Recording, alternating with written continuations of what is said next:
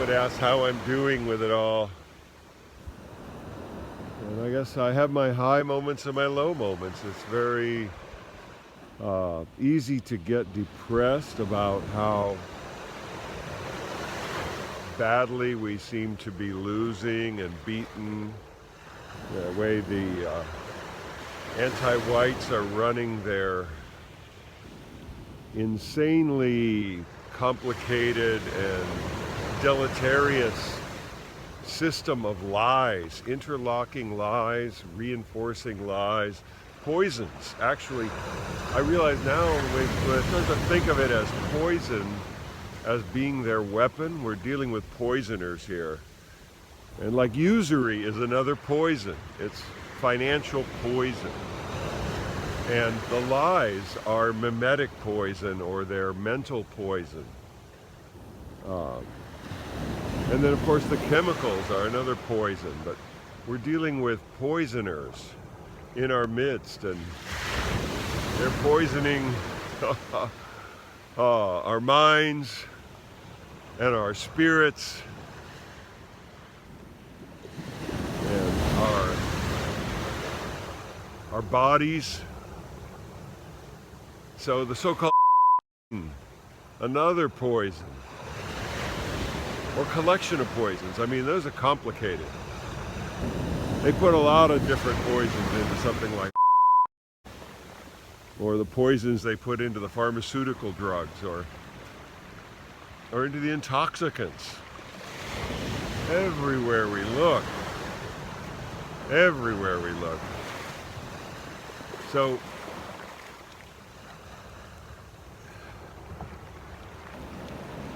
I don't know what to do about it. I think I should write about it. I should make videos about it. I should talk about it. But it is interesting to imagine how beautiful life could be if we weren't poisoned. Then the kind of poison like the child mutilation, torture and mutilation in the form of infant circumcision, that too is a poison. It poisons the experience of being on the planet and being born, to be harmed and abandoned that way and abused in your very first days of life. Insane. Insane. Oh. But I don't want to be a Debbie Downer about it.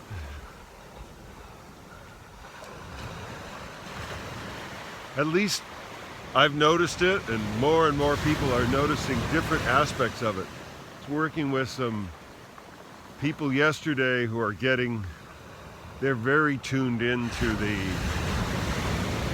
harm. They're tuned into the medical freedom side. They're tuned into the harm that's inflicted by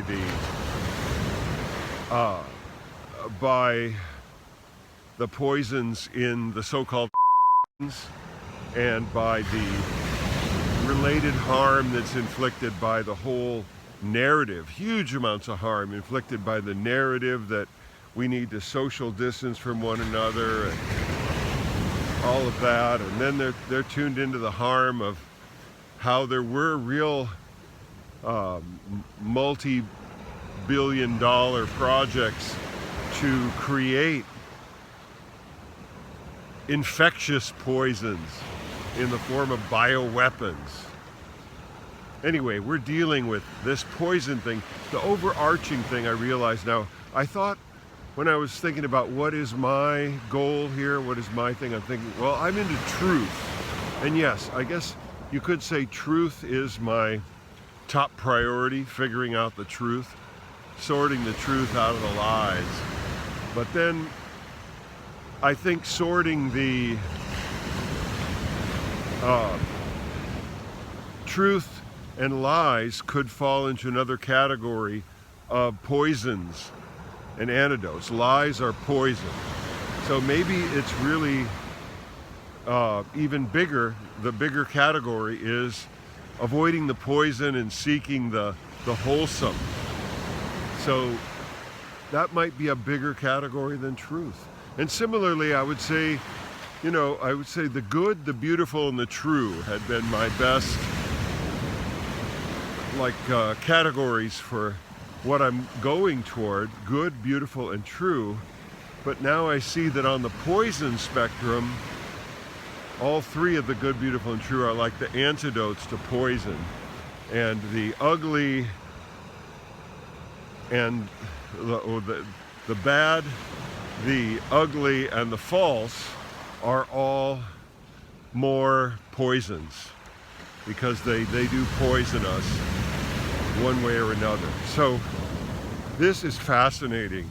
This is fascinating. Maybe I've made a breakthrough today, even though I was kind of down and out as I began this little talk. Now I'm feeling better, and I hope you are too. Have a beautiful June day. I think we might be